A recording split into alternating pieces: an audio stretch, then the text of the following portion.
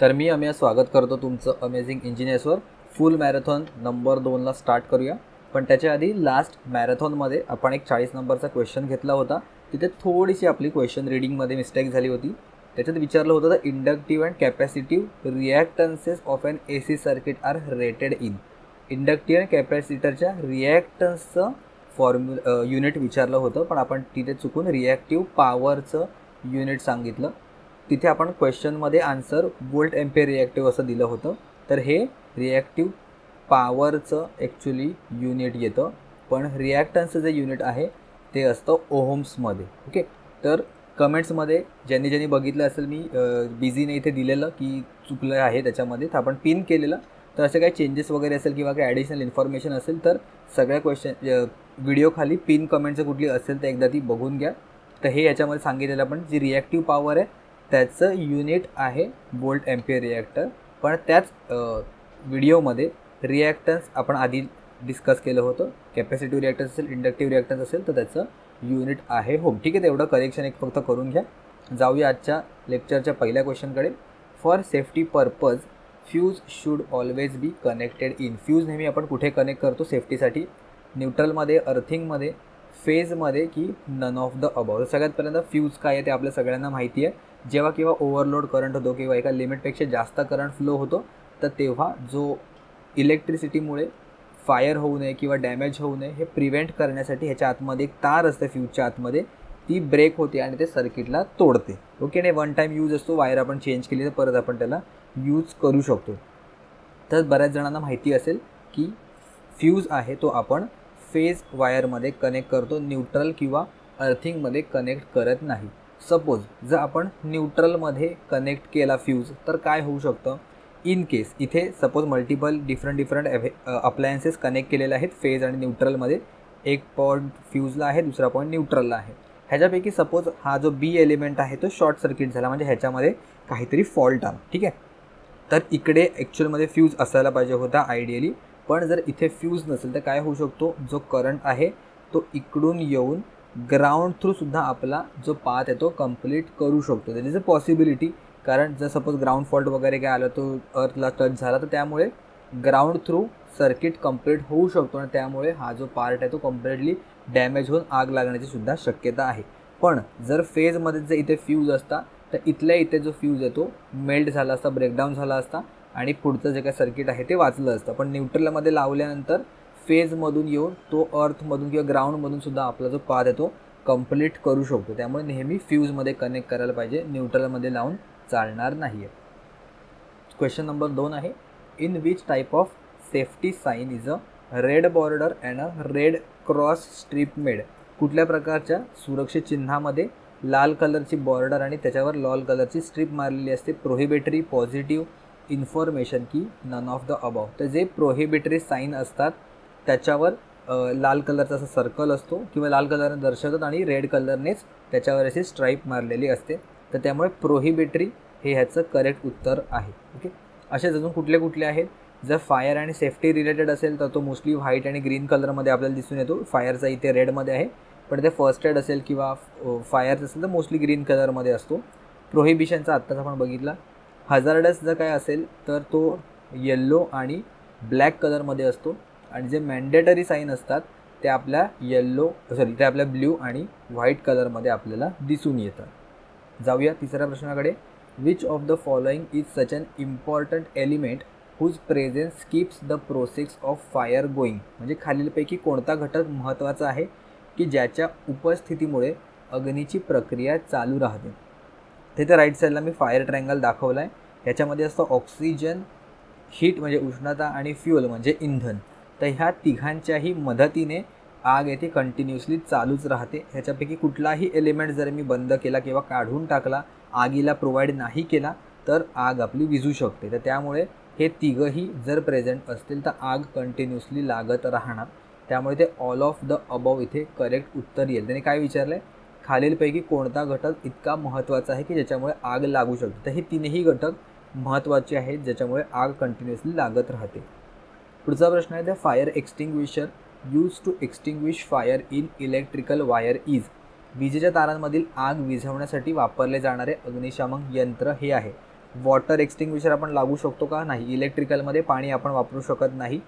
Foam producing extinguisher पण आपण वापरत नाही. वॉटर स्प्रे पण वापरत नाही. त्याचं करेक्ट उत्तर आहे कार्बन टेट्राक्लोराईड एक्सटिंग्विशर. ओके. कुठल्या कुठल्या टाईपच्या आगीसाठी कुठलं फायर एक्सटिंग्विशर आपण वापरू शकतो ह्याचा इथे एक चार्ट प्रोव्हाइड केलेला आहे.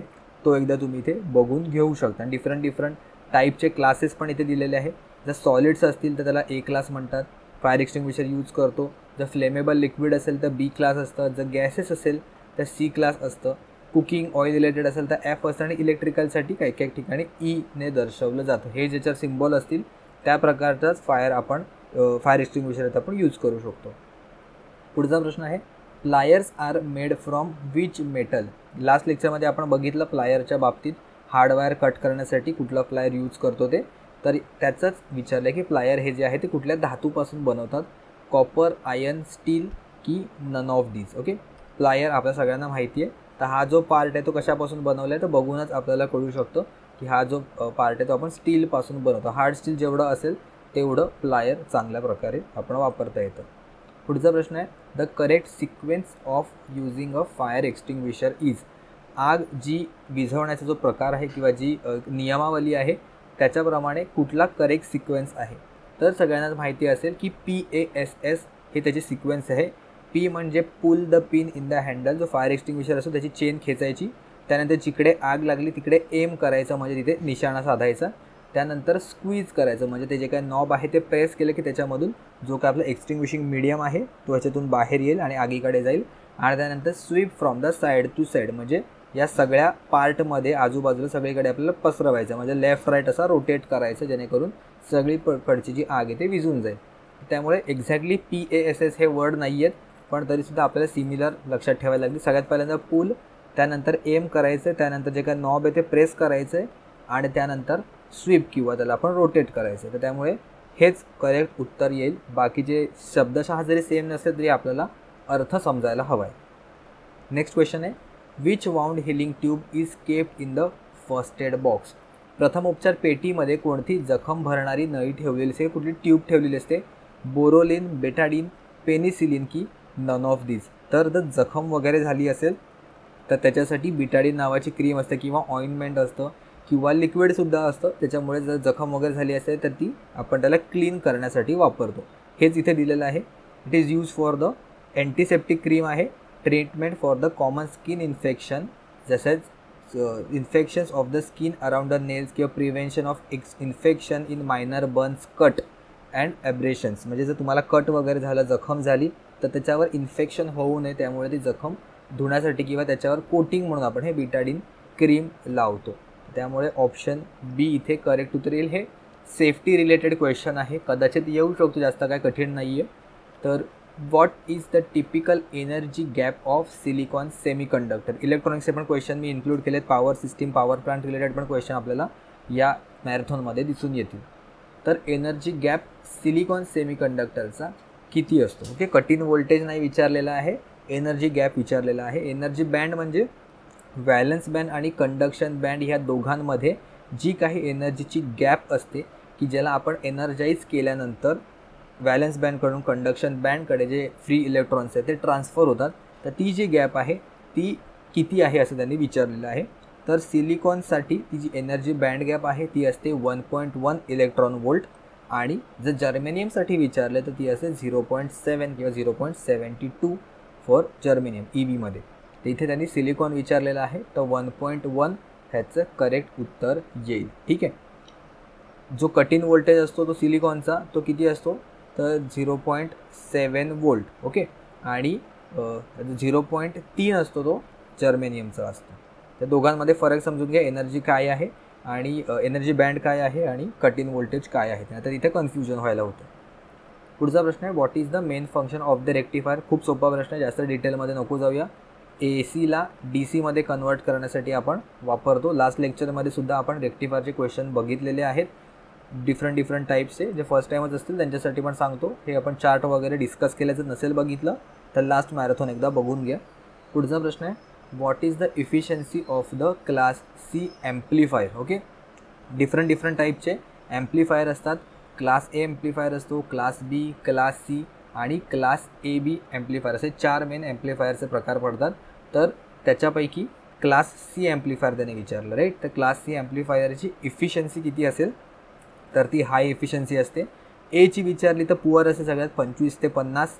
त्यानंतर ही 78.5च्या असते. ए बी जी आहे ती ए आणि बीच्या मध्ये म्हणजे 50 ते 78.5 ह्या दोघांच्या मध्ये लाय करते.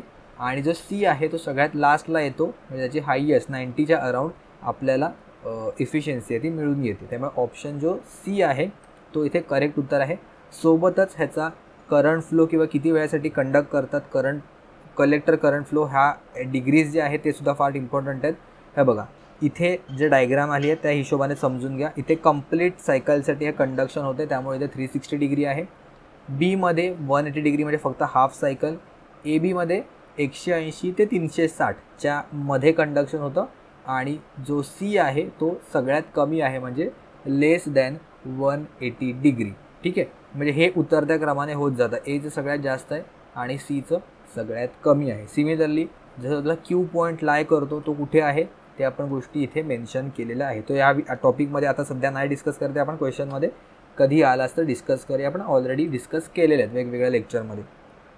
पुढचा प्रश्न आहे, which among the following is a current control device. कुठला मॉसफेट, जेफेट, IGBT, BJT कुठला आहे जो आपण करंटने कंट्रोल करता येतो. त्याच्यासाठी हे चार्टच प्रोव्हाइड केलेलं आहे. सेव्ह करून घ्या, हवं तर स्क्रीनशॉट काढून घ्या किंवा नोट्समध्ये मी प्रोव्हाइड करेनच. तर डिव्हाइसचा टाईप इथे मेन्शन केलेला आहे. BJT करंट कंट्रोल्ड आहे.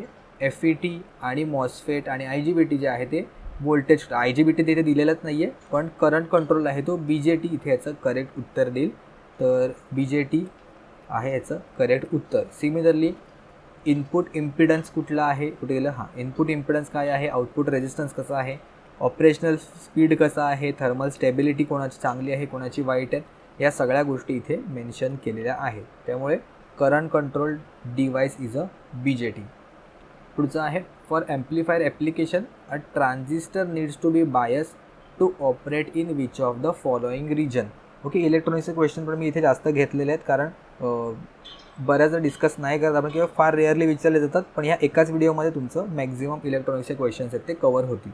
जर चुकून आलाच तर आपण त्याच्यासाठी रेडी असू. ॲम्प्लिफायर म्हणून मला एक ट्रान्झिस्टरला वापरायचं आहे असा क्वेश्चन विचारले की मला त्याचा ॲम्प्लिफायरसारखा त्याला यूज करून घ्यायचा आहे, तर तो कुठल्या रिजनमध्ये वर्क केला पाहिजे. 4 रिजन असतात. डिप्लिशन रिजन आहे, cut off region, active region, saturation region आणि इनवर्स ॲक्टिव्ह रिजन, असे 4 ॲक्च्युली रिजन असतात. आपलं ट्रान्झिस्टरचे वर्क करायचे, डिप्लिशन रिजन नसतो.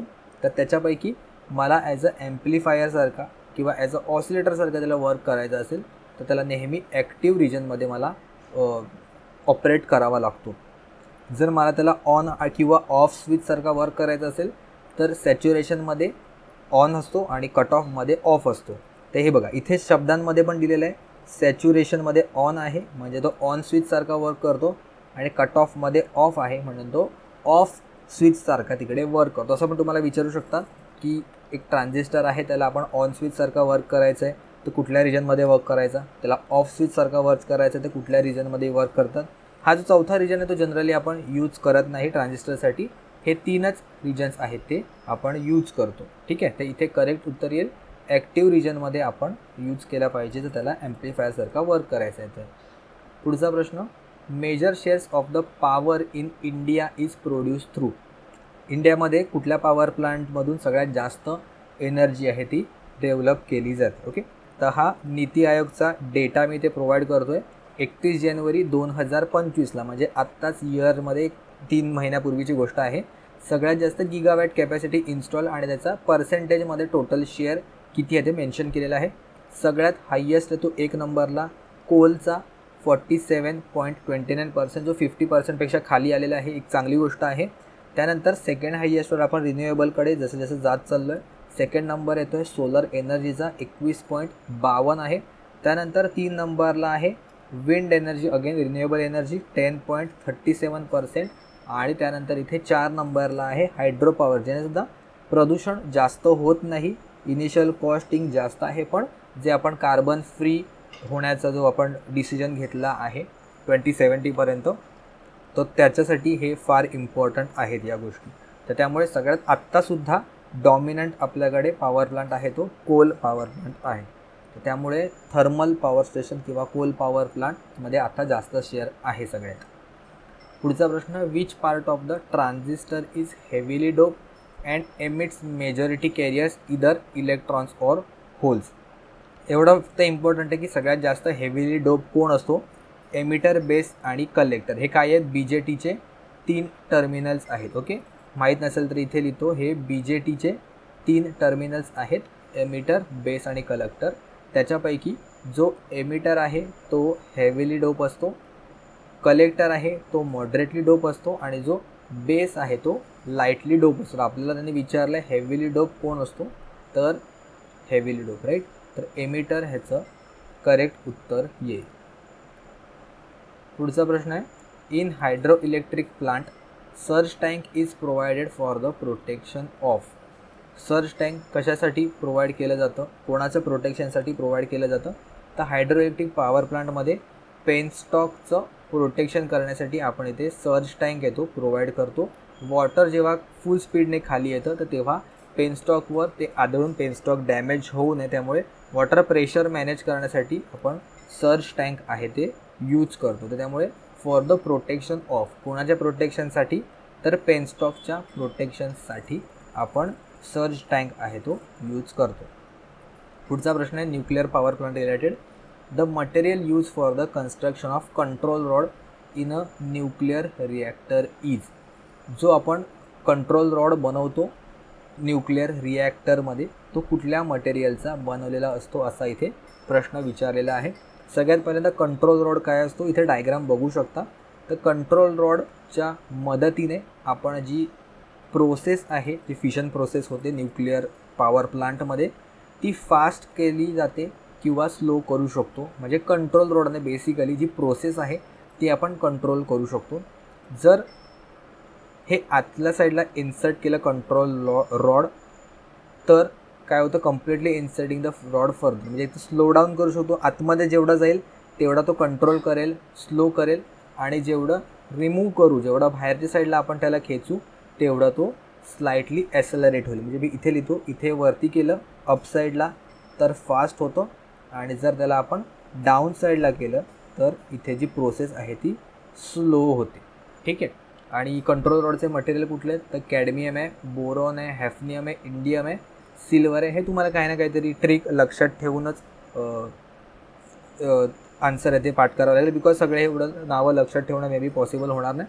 तुम्हाला काही ना काहीतरी ट्रिक त्याच्यावर बनवावी लागेल. तर कंट्रोल रॉडसाठी कुठला आहे, कॅडमियम, बोरॉन, हॅफनियम. इथे दिलेल्या ऑप्शनपैकी कॅडमियम आपला इथे करेक्ट उत्तर होऊन जाईल.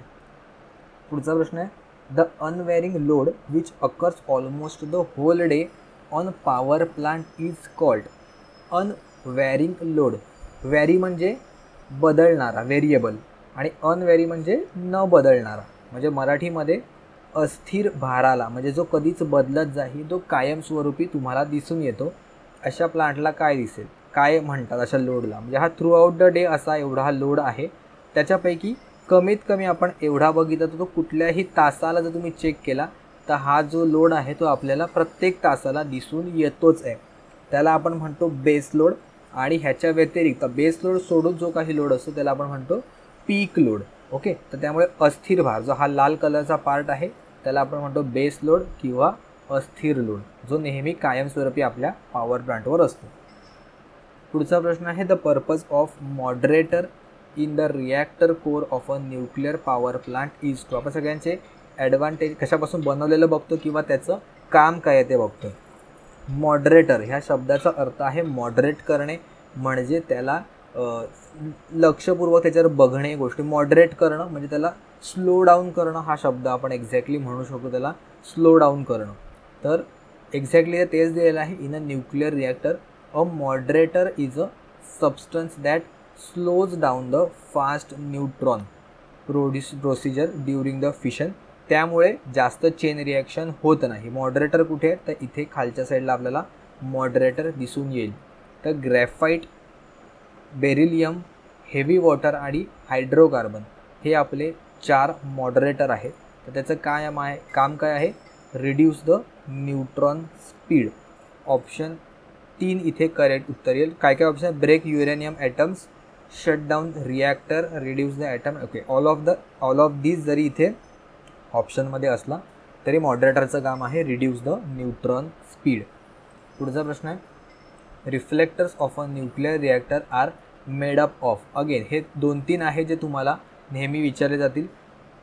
रिॲक्टरमध्ये काय काय होतं? रिफ्लेक्टर, मॉडरेटर आणि कंट्रोल रॉड्स. तर रिफ्लेक्टर कुठे आहेत? हे बघा इथे आतमध्ये इथे दाखवले, कोटिंग दिलेली असते आतल्या साईडला. तर reflectors in a nuclear reactors are typically made of materials that scatter neutrons back into the core preventing them from escaping. Reflector म्हणजे रिफ्लेक्ट करते, म्हणजे सपोज इथून काही इलेक्ट्रॉन्स जे काय बाहेर जायचा प्रयत्न करत असतील तर त्यांना न्यूट्रॉन्स जे काय बाहेर जायचा प्रयत्न करत असतील त्यांना परत रिफ्लेक्ट करून आतल्या साईडला हे पाठवतं, म्हणजे बाहेर जाऊन देत नाही, जेणेकरून प्रोसेस आपले जास्त इफिशियंट होते. अगेन ग्रॅफाईट, बेरिलियम, वॉटर आणि नॅचरल युरेनियम हे त्याच्यापासून मटेरियलपासून बनवलेलं असतं. सो बेरिलियम इकडे आपलं करेक्ट उत्तर येईल गिवन ऑप्शन्सपैकी. पुढचा प्रश्न आहे, thermal efficiency of a steam thermal power plant varies between. जी स्टीम थर्मल पॉवर प्लांटची इफिशियन्सी आहे, थर्मल इफिशियन्सी, ती किती असते? तर सगळ्यात कमी थर्मल इफिशियन्सी म्हणजे सगळ्यात कमी इफिशियन्सी ही स्टीम पॉवर प्लांट किंवा थर्मल पॉवर प्लांटची असते. ऑलमोस्ट 28 to 35च्या रेंजमध्ये लाय करते, ती फारच कमी असते. त्यानंतर डिझेल पॉवर प्लांट आणि त्यानंतर न्यूक्लिअर पॉवर प्लांटची इफिशियन्सी असते. त्यामुळे 25 ते 35 ह्याचं करेक्ट उत्तर होईल. क्वेश्चन नंबर 21 आहे, the economizer of a steam turbine system is located in the. जनरेशनच्या पॉवर प्लांटचे आपण आधी क्वेश्चन जास्त डिस्कस केलेले नाही आहे, म्हणून ह्याच्यातच आपण जेवढे क्वेश्चन पॉसिबल होतील तेवढे डिस्कस करतो आहे, जेवढे मोस्ट विचारले जाण्याचे चान्सेस आहेत ते. तर स्टीम टर्बाईनचा इकॉनॉमायझर खालीलपैकी कुठल्या ठिकाणी असतो? कुठल्या सर्किटमध्ये असतो? टर्बाईन सर्किटमध्ये असतो, फीडिंग वॉटर सर्किटमध्ये असतो, कोल हँडलिंग की कंडेन्सर सर्किट. ओके, तर हे कदाचित तुम्हाला डायरेक्टली उत्तर माहिती नसेल, पण त्याच्यासाठी आपण डायग्राम बघून सिस्टीम समजून घेऊया. कोणाला विचारलं? त्याने इकॉनॉमायझरला विचारलं. ठीक आहे, इकॉनॉमायझर आहे कुठे? इकडे आहे. ठीक आहे, ऑप्शनमधून एक एक करत बघत जाऊया. टर्बाईन सर्किट, सगळ्यात पहिल्यांदा आपलं टर्बाईन कुठे आहे? तर इथे टर्बाईन इथे आहे आणि इकॉनॉमायझर इथे. त्याचं कनेक्शन तसंही डायरेक्टली आपल्याला दिसून येत नाही. हा बघा, हा ऑरेंज पट्टा आहे, ह्याच्या कुठेही दिसत नाही आहे. त्यामुळे टर्बाईन सर्किटच्या रिलेटेड इकॉनॉमायझर नाही आहे. फीडिंग वॉटर सर्किट आहे का? फीडिंग वॉटर कुठे आहे आपलं? फीडिंग वॉटर, येस, हे बघा फीडर वॉटर हीटर, इथून हे डायरेक्टली इकॉनॉमायझरला जात आहे, म्हणजे हे असू शकतं. बाकीचे आपण एकदा ऑप्शन चेक करून घेऊया. 3 नंबर आहे कोल हँडलिंग प्लांट. कुठे आपला coal handling plant? Coal handling plant म्हणून पल्वरायझरला येतं आणि त्यानंतर बॉयलरमध्ये जो काय कोल आहे तो येतो. इकॉनॉमायझरशी डायरेक्टली त्याचा संपर्क येत नाही, त्यामुळे कोल हँडलिंग प्लांट पण येणार नाही. आणि लास्ट आहे कंडेन्सर सर्किट. कुठे गेलं कंडेन्सर? हे बघा इथे आहे condenser. Condenser is attach to turbine आहे, सर्क्युलेटिंग वॉटर पंप आहे, एक्स्ट्रॅक्शन पंप आहे आणि कूलिंग टॉवर आहे. त्यामुळे कंडेन्सर सर्किटसुद्धा आपलं उत्तर येणार नाही. त्यामुळे फीडिंग वॉटर सर्किट जे आपण टेंटेटिव्ह बघितलेलं तेच आपलं करेक्ट उत्तर येईल. डिफरंट पार्टमध्ये इथे हायलायटेड कलर आहे, त्यामुळे तुम्हाला समजून येईल की त्याचा फ्लो कसा कुठून कोणाकडे जातो. पुढचा प्रश्न आहे, what is the function of filter in a rectifier. रेक्टिफायरमध्ये फिल्टरचं काम काय आहे? तर सगळ्यात पहिल्यांदा आपण डायग्रामच्या मदतीने समजूया. हे तर आपल्याला माहिती आहे, सर्किट आहे ते रेक्टिफायरचं. एसीला आउटपुट जे एक्झॅक्ट तुम्ही इथे चेक केलं ना, इथे जर आउटपुट आपण चेक केलं, हे फुल वेव्ह रेक्टिफायर असल्यामुळे असं ह्याचं इथे आपल्याला आउटपुट दिसलं असतं, बरोबर. जर हा कॅपॅसिटर नसता सर्किटमध्ये, तर जर कॅपॅसिटर नसता तर डायरेक्टली रेजिस्टरच्या अक्रॉस मला असं दिसून आलं असतं. पण कॅपॅसिटर लावल्यामुळे काय होतं, जे व्होल्टेज आहे ते खूप हळूहळू चार्ज होतं एक सायकलमध्ये, आणि जेव्हा ह्याचं डाऊन साईडला जेव्हा यायला लागतं तेव्हा जो कॅपॅसिटर आहे तो डिस्चार्ज व्हायला लागतो.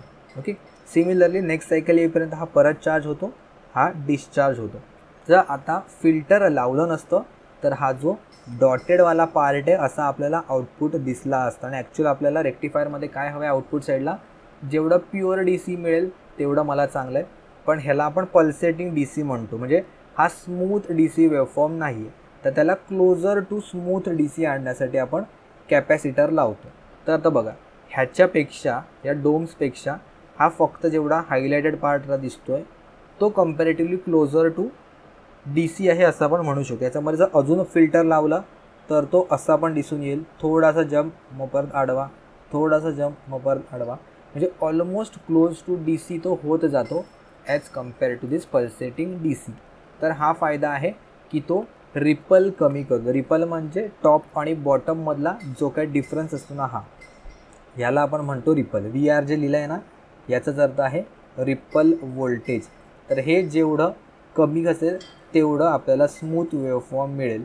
त्यामुळे कॅपॅसिटरचं किंवा फिल्टरचं काम हेच आहे की रिपल कमी करणं. पुढचा प्रश्न आहे, what type of transistor is a BJT. तर BJT कुठल्या प्रकारचा ट्रान्झिस्टर आहे? युनिपोलर, बायपोलर, मॉस्फेट की BJT. ओके, ऑप्शनच काहीतरी हे चुकीचे आहेत, म्हणजे अननेसेसरी आहेत, पण करेक्ट उत्तर मिळेल आपल्याला. BJTचा फुल फॉर्मच आहे, इथे जरी दिलं आहे, इथे पण लिहिलेलं आहे बायपोलर. बायपोलर जंक्शन ट्रान्झिस्टर असा त्याचा फुल फॉर्म आहे. BJTचा फुल फॉर्मच माहिती आहे आपल्याला, बायपोलर जंक्शन ट्रान्झिस्टर. त्यामुळे हा युनिपोलर नाही आहे, तर हा बायपोलर आहे. पुढचा प्रश्न आहे, which of the following file is use for filing the large quantities of metal. म्हणजे जर आपल्याला जास्त क्वांटिटीचा मेटलला फाईल करायचा आहे, त्याला स्मूथ करायचं आहे किंवा त्याला घासायचं आहे, तर कुठली फाईल उपयोगाची पडेल? Round file, hand file, rough file की हाफ राऊंड फाईल? हे इम्पॉर्टंट आहे. लार्ज क्वांटिटीज, जेवढं लार्ज क्वांटिटी आहे त्याच्यासाठी आपल्याला तेवढं रफ फाईल लागेल. त्यामुळे रफ फाईल इथे करेक्ट उत्तर येईल. जेवढं आपल्याला स्मूथ असेल किंवा जेवढं बारीक काम असेल त्याच्यासाठी आपल्याला एकदम बारीक बारीक जेवढे त्याच्यावर दाते असतील तेवढे आपल्याला चांगलं होईल स्मूथनेससाठी. पण जेवढं मोठं काम आहे तेवढं आपल्याला रफ फाईल येते यूज करायला लागेल. पुढचा प्रश्न आहे, the electrical conductivity of semiconductor is determined by which of the following. अर्धवाहकाची विद्युत चालकता, कंडक्टिव्हिटी आहे सेमी कंडक्टरमध्ये, ती कशाने निश्चित केली जाते? फ्री इलेक्ट्रॉन्स आणि होल्स, फक्त फ्री इलेक्ट्रॉन्स, फक्त होल्स की नंबर ऑफ मॉलिक्युल्स. ह्याच्यामध्ये थोडं मिस्टेक व्हायचे चान्सेस आहेत. 2 ऑप्शनमध्ये होऊ शकतं, ऑप्शन नंबर 1 आणि ऑप्शन नंबर 2. तर ह्याचं करेक्ट उत्तर आहे फ्री इलेक्ट्रॉन्स. इलेक्ट्रिसिटीमध्ये जी कंडक्टरची कंडक्टिव्हिटी आहे ती कम्प्लिटली डिपेंड करते, depends purely on the number of free electrons present. Okay, depends purely on the number of free electrons present. आणि जेवढे फ्री इलेक्ट्रॉन्स जास्त तेवढं त्या मटेरियलची कंडक्टिव्हिटी जास्त असं आपण म्हणू शकतो. हीच गोष्ट मराठीमध्ये मेन्शन केली आहे खाली. त्यामुळे ऑप्शन 1 येणार नाही, ऑप्शन 2 इकडे करेक्ट उत्तर आहे. पुढचा प्रश्न आहे, what is the main function of a PN junction in a diode? It always allow current in flow in a one direction. फक्त एकाच डायरेक्शनमध्ये करंट फ्लो करायला मदत करतं PN जंक्शन. दोन्ही डायरेक्शनमध्ये फ्लो करायला मदत करतं. कुठल्याच डायरेक्शनमध्ये करंट फ्लो करायला मदत करत नाही. PN जंक्शनचं काम काय आहे एका डायोडमध्ये? जर तुम्ही बघितलं असेल, जो डायोड असतो तो नेहमी एकाच डायरेक्शनमध्ये करंटची फ्लो करण्यासाठी मदत करतो, P पासून N कडे जाण्यासाठी. N पासून P कडे येताना तो करंटला रोखतो, पास करून देत नाही. त्यामुळे PN जंक्शनचं काम आहे, it allows to flow in only one direction. पुढचा प्रश्न आहे, question number 27. Which of the following generating station does not require fuel to generate electricity. कुठल्या प्रकारच्या पॉवर प्लांटला इंधनाची आवश्यकता नसते? थर्मलमध्ये आपण कोल यूज करतो, कोळसा, त्यामुळे हे उत्तर येणार नाही. डिझेलमध्ये तर बाय डिफॉल्ट आपण डिझेलच यूज करतो. सोलर पॉवर प्लांटमध्ये इंधन असं एक्सटर्नली आपल्याला काय टाकावं लागत नाही, जे सूर्याकडून डायरेक्टली मिळतं तेच आपण वापरतो. आणि न्यूक्लिअर पॉवर प्लांटमध्ये सुद्धा आपण युरेनियम वगैरे यूज करतो. ओके, तर त्यामुळे सोलर पॉवर प्लांट हे याचं करेक्ट उत्तर येईल. बाकी सगळीकडे आपल्याला एक्सटर्नली फ्यूल येते प्रोव्हाइड करावं लागतं. नेक्स्ट क्वेश्चन आहे, the function of the condenser in a thermal power plant is. कंडेन्सरचं काम काय आहे एका थर्मल पॉवर प्लांटमध्ये? Condense the use steam into water, purify the steam, condense the water की प्युरिफाय वॉटर. अगेन ह्याच्यामध्ये सुद्धा आपण 2 ऑप्शनमध्ये कन्फ्यूज होऊ शकतो, ऑप्शन नंबर 1 आणि ऑप्शन नंबर 3. ओके, तर सगळ्यात पहिल्यांदा बघूया कंडेन्सर आपला आहे कुठे. तर बघा हा कंडेन्सर आहे. ओके, कंडेन्सरमध्ये जर आपण इनपुट बघितला तर तो टर्बाईनचा येतो आहे आणि इथून तो जातो आहे कूलिंग टॉवरला, म्हणजे टर्बाईनमधून पाणी तर येणार नाही. ह्याच्यावर टर्बाईनवर आपण काय टाकलेलं असतं, तर हॉट स्टीम टाकलेली असते. तर ती जी स्टीम किंवा वाफ आहे ती कंडेन्सरमध्ये येते आणि त्याचं रूपांतर पाण्यामध्ये कन्वर्ट केलं जातं. त्यामुळे condense use steam into water. काय करतो तो, condense use steam into water. स्टीमला तो पाण्यामध्ये कंडेन्स करतो किंवा कन्वर्ट करून देतो. कंडेन्स वॉटर हे उत्तर येणार नाही. ठीक आहे, समजलं असेल, काही कन्फ्युजन नसेल. आतापर्यंत जर व्हिडिओ आवडली असेल तर नक्की लाईक करा. लास्ट व्हिडिओमध्ये मी टार्गेट ठेवलं नव्हतं, त्यामुळे तुम्ही सगळ्यांनी लाईक करायला सुद्धा विसरले होते. तर या व्हिडिओमध्ये मी लाईकचं टार्गेट ठेवतो आहे 300 लाईक, फ्री ऑफ कॉस्ट, तुम्हाला काही चार्जेस नाही आहेत. ही व्हिडिओ बनवताना आम्हाला थोडं मोटिवेशन मिळावं, लवकरात लवकर व्हिडिओ घेऊन यावा, ह्याच्यासाठी हे टार्गेट आहे. जसे हे टार्गेट कंप्लीट होतील लगेचच नेक्स्ट व्हिडिओ मी अपलोड करेन, फुल मॅरेथॉन नंबर 3. ठीक आहे, त्यामुळे व्हिडिओ लाईक केली नसेल सगळ्यांपर्यंत लाईक करा आणि जाऊया आपण पुढे. What is the chain reaction in a nuclear power plant based on. Nuclear power प्लांटमध्ये साखळी अभिक्रिया होते अणुऊर्जा प्रकल्पात, ती कशावर आधारित असते. पार्टिकल बंबार्डमेंट, फिशन प्रोसेस, सब ॲटॉमिक फ्युजन की फ्युजन प्रोसेस. तर न्यूक्लिअर पॉवर प्लांटमध्ये जी प्रोसेस होती त्याला आपण फिशन प्रोसेस म्हणतात. फिशन प्रोसेसमध्ये काय असतं, जो युरेनियम असतो, हेवी युरेनियमचा जो ॲटम असतो त्याच्यावर न्यूट्रॉन कोलाइड झाल्यानंतर तो लायटर एलिमेंटमध्ये स्प्लिट होतो. तो परत अजून फर्दर त्याच्यावर जर न्यूट्रॉन जर आदळला तर तो अजून छोट्या छोट्या लायटर एलिमेंटमध्ये स्प्लिटअप होतो. आणि हे स्प्लिटअप होताना त्याच्यातून एनर्जी रिलीज होते आणि हीच जी एनर्जी आहे ती आपण यूज करतो पॉवर प्लांटमध्ये इलेक्ट्रिसिटी जनरेट करण्यासाठी. तर हेच एक प्रोसेस आहे, त्याचं नाव असतं फिशन.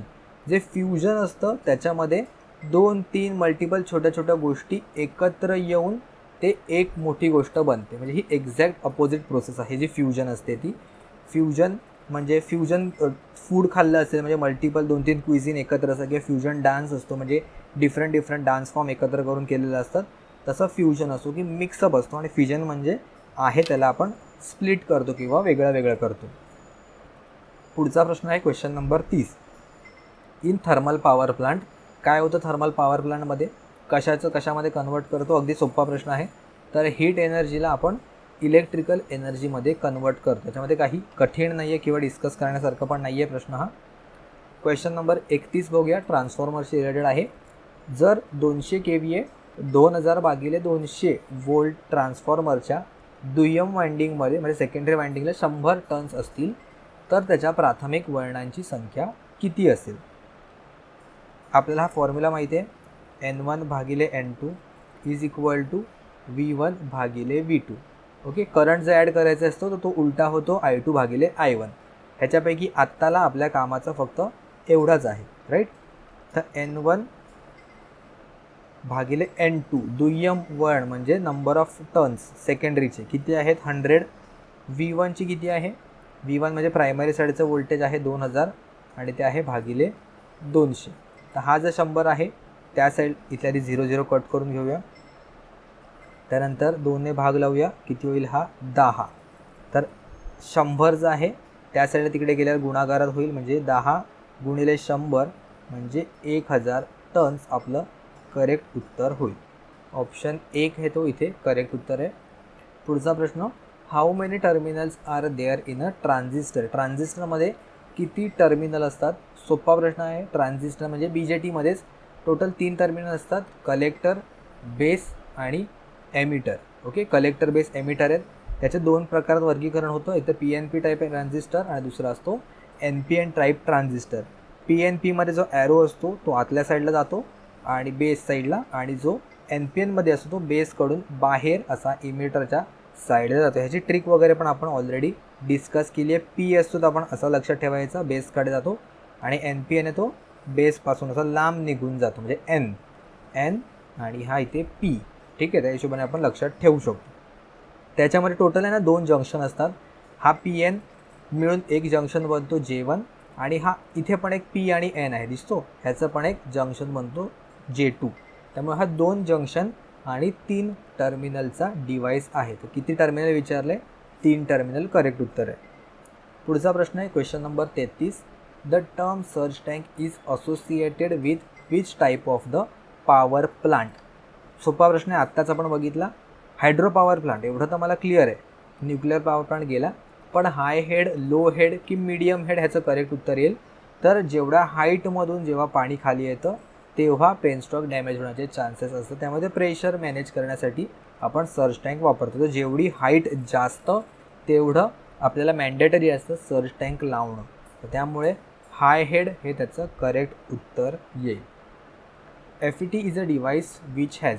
FET हे कुठल्या प्रकारचं उपकरण आहे? हाय इनपुट इम्पिडन्स की लो इनपुट इम्पिडन्स आणि व्होल्टेज कंट्रोल की करंट कंट्रोल. तर त्याच्यासाठी आपण चार्ट दिलेला आहे ऑलरेडी. फेट कसला डिव्हाइस आहे? तर व्होल्टेज कंट्रोल डिव्हाइस आहे, हे तर क्लिअर झालं. आणि त्याचा जो इनपुट इम्पिडन्स आहे तो कसा आहे? तर हाय इनपुट इम्पिडन्स आहे. ओके, त्यामुळे हाय इनपुट इम्पिडन्स आणि it is a voltage control. Option 1 माझा करेक्ट उत्तर इथे आहे. क्वेश्चन नंबर आहे 35. अगेन ट्रान्झिस्टर रिलेटेडच आहेत. इलेक्ट्रॉनिक्सची भीती वाटते तर ह्या व्हिडिओमधून तुमचे बरेचसे क्वेश्चन आहेत ते कवर होतील, त्यामुळे लिहून घ्या हवं तर, जर तुम्हाला माहिती नसतील तर. In common collector configuration of transistor the voltage gain is always. Voltage gain कसं असतं कॉमन कलेक्टर कॉन्फिगरेशनमध्ये? टोटल बघा, लक्षात ठेवा 3 प्रकारचं कॉन्फिगरेशन असतात. कॉमन बेस, कॉमन एमिटर आणि कॉमन कलेक्टर कॉन्फिगरेशन. हे ऑलरेडी आपण BMC JEEच्या प्लेलिस्टमध्ये कवर केलेल्या आहेत. तुम्ही चॅनलवर गेला तर तुम्हाला दिसून येईल, लेक्चर 42-41च्या आसपास तुम्हाला मिळेल. तर ह्याच्यामध्ये त्यांनी विचारले व्होल्टेज गेन कॉमन कलेक्टरचं विचारलं, राईट? येस, कॉमन कलेक्टरचं व्होल्टेज गेन. तर voltage gain of common collector काय आहे? It is less than the unity. त्या व्हिडिओमध्ये मी सगळ्या ट्रिक पण सांगितल्या आहेत, कसं लक्षात ठेवू शकतो ते, त्याच्यावरून तुम्ही फाइंड आउट करू शकता. पाहिजे मी लिंक आहे त्याची आय बटनवर प्रोव्हाइड करतो. पुढचा प्रश्न आहे a power MOSFET has a 3 terminal called. Power MOSFET म्हणजे 3 टर्मिनल असतात, ते फक्त तिघांची नावं विचारली. अगदी सोपा प्रश्न आहे. काय काय असतात? ड्रेन, गेट आणि सोर्स. ह्याच्यामध्ये नीट बघा, ह्याचं जर सिम्बॉल उद्या विचारलं तर कन्फ्यूज होऊ नका. BJTच्या अकॉर्डिंग N चॅनल मॉस्फेटचा वेगळा असतो आणि P चॅनलचा वेगळा आहे. Nमध्ये आपण काय म्हणालेलो की ह्याच्यापासून जो लांब जातो बेसपासून तो N दिसतो असा. ही ट्रिक लेटरच्या हेल्पने आपण लक्षात ठेवलेली, राईट? पण ह्याच्यामध्ये एक्झॅक्ट अपोजिट आहे. इथे जर तुम्ही P लक्षात ठेवलं आतमध्ये जातोय तर हा N चॅनल मॉस्फेट आहे, हा P नाही आहे. आणि इथे जर तुम्ही असा N म्हणून लक्षात ठेवलं तर हा N नाही आहे, तर हा P चॅनल मॉस्फेट आहे. म्हणजे BJTचं मॉस्फेटचं एक्झॅक्ट अपोजिट आहे. BJTचं फक्त लक्षात ठेवा, मॉस्फेटचं उलटं आहे असं लक्षात येईल. कुठले कुठले टर्मिनल आहे? ड्रेन, गेट आणि सोर्स. ऑप्शन 1 करेक्ट उत्तर आहे. जाऊया क्वेश्चन नंबर 37 कडे. द ट्रान्झिस्टर कन्सिस्ट ऑफ किती नंबर ऑफ PN जंक्शन? आत्ताच मी सांगितलेलं 2 मिनटापूर्वी. ह्याच्यामध्ये 2 जंक्शन असतात, J1 जंक्शन आणि J2 जंक्शन. म्हणजे जिकडे P आणि N मिक्स होतात तर ह्याला पण आपण एक म्हणू शकतो आणि ह्याला पण एक म्हणू शकतो जंक्शन. टोटल 2 जंक्शन डिव्हाइस आहे. It is a 2 junction device. पुढचा प्रश्न आहे question number 38. Which of the following power plant is most efficient but has a high initial cost? Efficient आहे म्हणजे तो कार्यक्षमता त्याची जास्त आहे, परंतु प्रारंभिक किंमत, सुरुवातीची जी कॅपिटल कॉस्ट आहे, इनिशियल कॉस्ट आहे, ती सगळ्यात जास्त असते. तर ह्याचं करेक्ट उत्तर आहे. कन्फ्यूज होऊ नका सोलर प्लांट आणि हायड्रोमध्ये. हायड्रो इलेक्ट्रिक ह्याचं करेक्ट उत्तर येईल, कारण हायड्रो इलेक्ट्रिकसाठी आपल्याला डॅम वगैरे प्रोव्हाइड करावे लागतात हायड्रो पॉवर प्लांटमध्ये. त्याच्यामध्ये इनिशियल कॉस्ट भयानक येते, पण फ्युएल कॉस्ट आणि मेंटेनन्स कॉस्ट कम्पॅरेटिव्हली लेस असते बाकीच्यांपेक्षा, त्यामुळे तो इफिशियंट ठरतो. त्यामुळे हायड्रो इलेक्ट्रिक प्लांट ह्याचं करेक्ट उत्तर येईल. हाय इनिशियल कॉस्ट नेहमी हायड्रो इलेक्ट्रिक पॉवर प्लांटची आहे आपल्याकडे. पुढचा प्रश्न आहे SCR कन्सिस्ट ऑफ. आता SCRमध्ये किती जंक्शन असतात असं त्यांनी विचारलेलं आहे. SCRचा फुल फॉर्म काय असतो? तर सिलिकॉन कंट्रोल्ड रेक्टिफायर. पुन्हा एकदा सांगतो, सिलिकॉन कंट्रोल्ड रेक्टिफायर म्हणजे हा रेक्टिफायरच आहे इन शॉर्ट.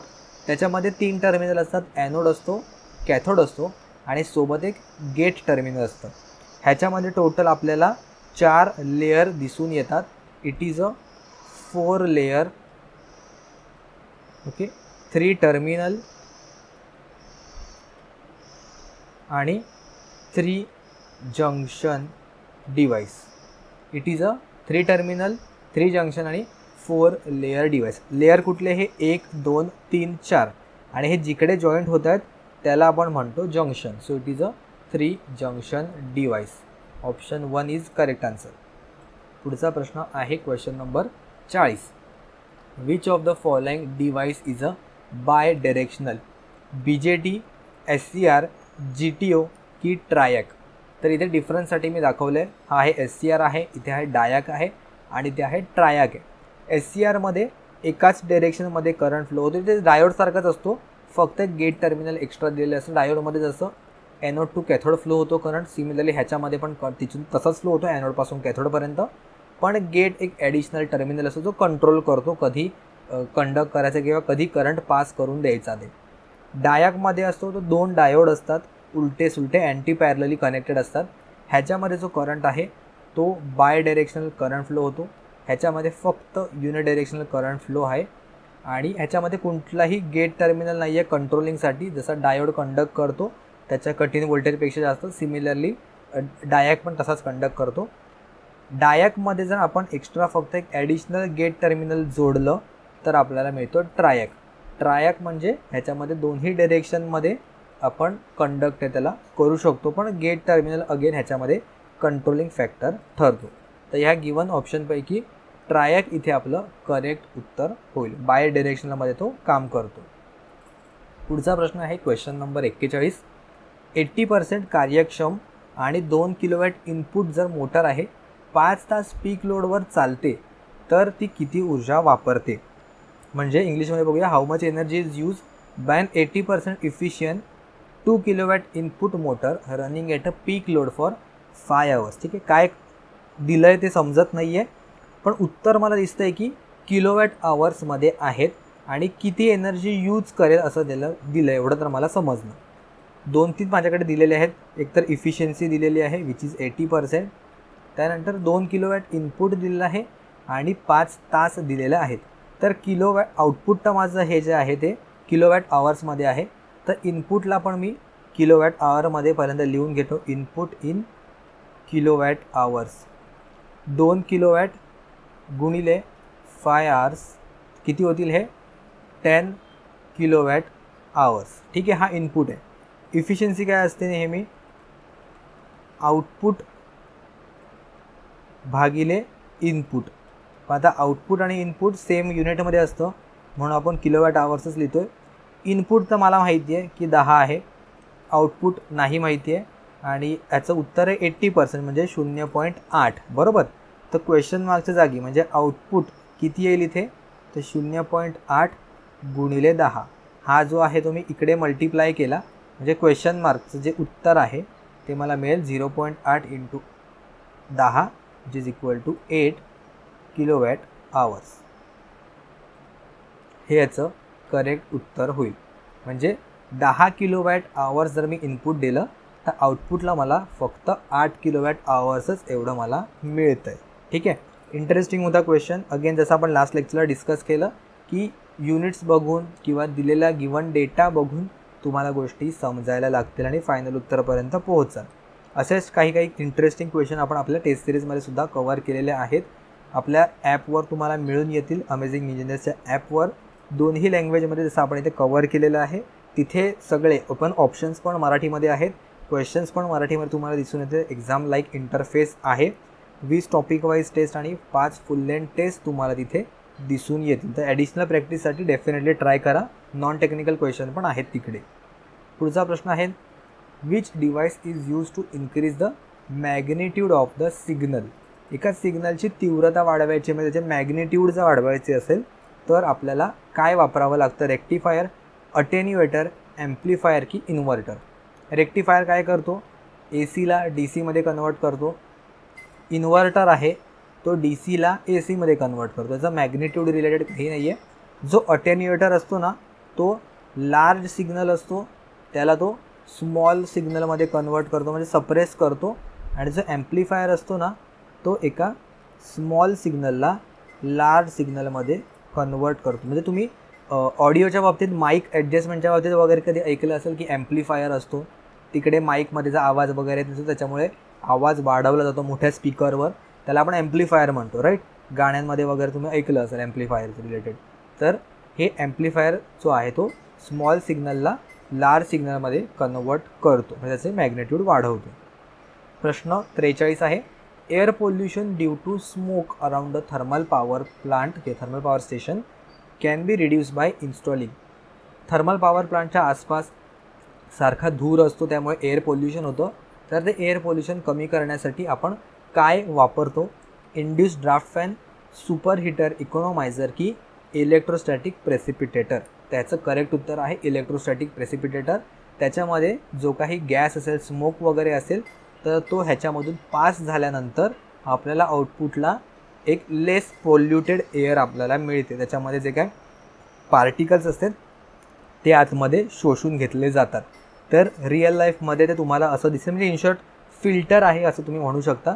गॅसेस बाहेर सोडायच्या आधी त्याला आपण त्याच्या थ्रू पास करतो इलेक्ट्रोस्टॅटिक प्रेसिपिटेटर थ्रू. तर त्यामुळे ऑप्शन जो डी आहे इथे करेक्ट उत्तर येईल. पुढचा प्रश्न आहे question 44, which among the following starter can not be use in the DC motor. आता हा खूप इंटरेस्टिंग क्वेश्चन आहे, कॉमन सेन्सने आपण वापरू शकतो. DC मोटरमध्ये यूज करू शकत नाही. ऑप्शन आहे 3 point starter, 4 point starter, star delta starter, 2 point starter. Okay, मी याच्यामध्ये ऑप्शन एलिमिनेशन थ्रू जाईन. जर मला काहीच जरी माहिती नसेल तरी एवढी गोष्ट तरी मला माहिती आहे की स्टार आणि डेल्टा जे आहेत ते आपण फक्त AC बनवू शकतो, जिथे आपल्याकडे 3 फेजेस असतात. एकतर असं स्टार तरी बनवतो 3 वाइंडिंग लावून, किंवा असं डेल्टामध्ये कन्वर्ट करतो, राईट. तर DC मोटर म्हणजे जे DCवर काम करते तर त्याच्यावर तर आपण वापरूच नाही शकत, ही जी गोष्ट आहे त्याच्यासाठी. तर त्यामुळे स्टार डेल्टा स्टार्टर हे याचं करेक्ट उत्तर येईल. काही क्वेश्चन तुम्हाला लॉजिकली विचार करावे लागतील. सेम हा लॉजिकवालाच क्वेश्चन आहे पुढचा. निकेल लोह सेलची सकारात्मक प्लेट डॅशने बनवलेली असते. The positive plate of nickel iron cell is made up of. कशापासून बनवलेली असते? Positive plate. एक पॉझिटिव्ह असेल आणि एक निगेटिव्ह प्लेट असेल. तर जशी नावं दिली आहेत ना ॲक्च्युली त्याच फॉर्मॅटमध्ये असतं. म्हणजे निकेल आहे ही पॉझिटिव्ह प्लेट असते, निकेल हायड्रॉक्साईड, आणि जी निगेटिव्ह प्लेट आहे ती फेरसची म्हणजे आयनपासून बनवलेली असते. सो निकेल क्लोराईड हे याचं करेक्ट उत्तर येईल. डायरेक्टली इथे डायग्राम पण प्रोव्हाइड केली आहे. जो पॉझिटिव्ह आहे ती निकेल इथे डायहायड्रॉक्साईडला कनेक्ट केलेलं आहे, आणि जी निगेटिव्ह प्लेट आहे ती इथे आयनला म्हणजेच फेरसला इथे कनेक्ट केलं. फेरस हायड्रॉक्साईड नाही आहे इथे, फक्त फेरस आहे, आणि इथे निकेल हायड्रॉक्साईड आहे. ओके, त्यामुळे निकेल आणि आयनमध्ये पॉझिटिव्ह प्लेट निकेल रिलेटेड आहे, निगेटिव्ह प्लेट आयन रिलेटेड आहे, असं लक्षात ठेवू शकतो इझिली. पुढचा प्रश्न आहे, वीज वितरण खांबांसाठी वापरल्या जाणाऱ्या इन्सुलेटरच्या ज्या रिंग्स आहेत त्या कशापासून बनवलेल्या जातात? इन्सुलेटर रिंग्स आहेत म्हणजे काय वेगळं नाही आहे, जे आपण नेहमी इन्सुलेटर्सच म्हणतो. इलेक्ट्रिसिटी डिलिव्हरी पोल्स वगैरे काय काय ते लिहिलं आहे इंग्लिशमध्ये, पण त्याचा अर्थ सेमच आहे की इन्सुलेटर जे आहे ते कशासाठी कुठल्या मटेरियलपासून बनवतं.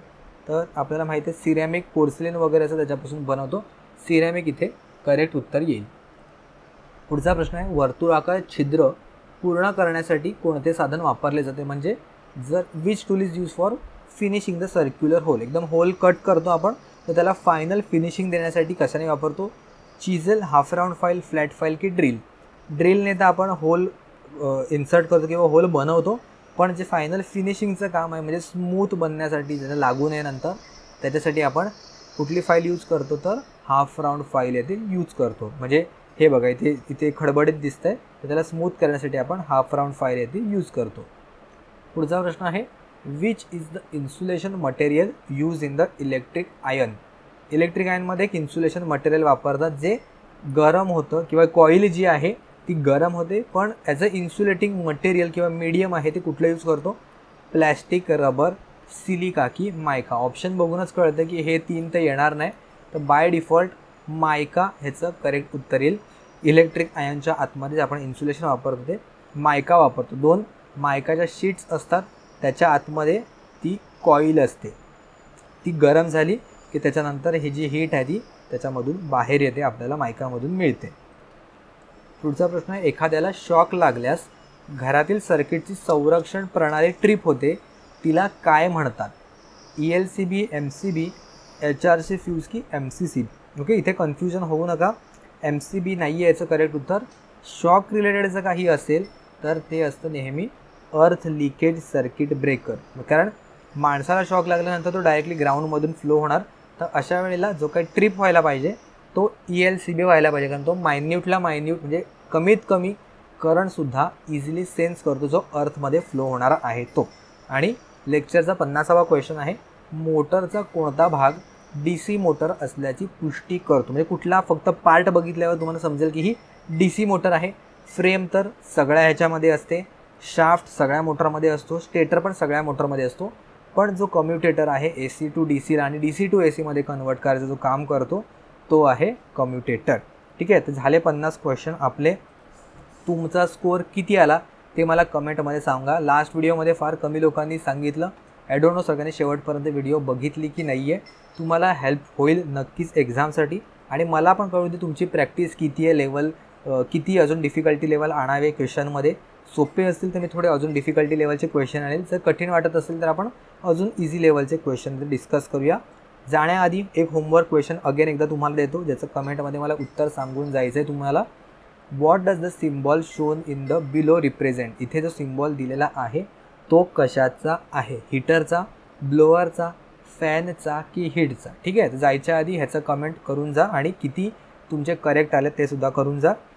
त्याचे नोट्स वगैरे ते आपला ॲपवर तुम्हाला मिळतील. कुठे मिळतील इझिली तुम्हाला समजून जाते, नाही कळलं तर मला मेसेजमध्ये सांगा. आणि पुन्हा एकदा सांगतो, जायच्या आधी व्हिडिओ लाईक करा. जोपर्यंत 300 लाईक्स होत नाही तोपर्यंत मी नेक्स्ट व्हिडिओ अपलोड करणार नाही. जास्त अपेक्षा नाही आहेत, आपल्या छोट्या छोट्याच अपेक्षा आहेत. ठीक आहे, तर आजच्या व्हिडिओमध्ये एवढंच. भेटूया आपण पुढच्या व्हिडिओमध्ये नवीन मॅरेथॉनसोबत.